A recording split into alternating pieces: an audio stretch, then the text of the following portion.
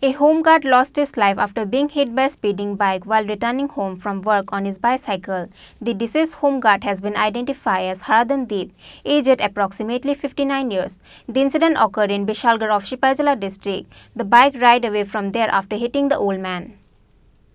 A homeguard died after being hit by a speeding bike while returning home from work. The deceased homeguard has been identified as Khorang, aged at approximately 59 years. The incident occurred in Bishalgarh of Shipajala district. He was severely injured. Eyewitness took him to Bishalgarh Sub-Divisional Hospital. The family members rushed to Bishalgarh Sub-Divisional Hospital after being informed about the incident, but the doctor on duty at the hospital referred him to GB Hospital for better treatment.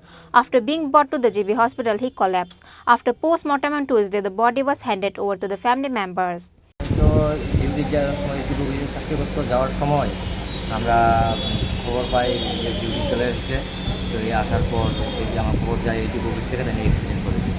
আমরা সঙ্গে সঙ্গে বাড়ি থেকে বের হই, jail করে আসার পর দেখি জিবি রেফার করে জিবি এসে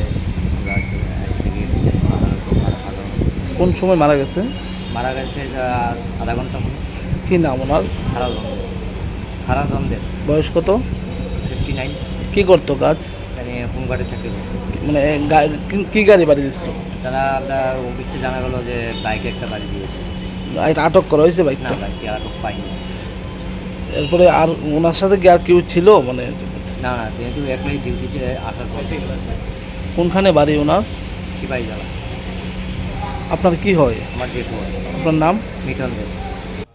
The bike ride away from there after hitting the old man. However, police are now searching the bike. Reported by Pranav Mragatala, Chini, Khorang.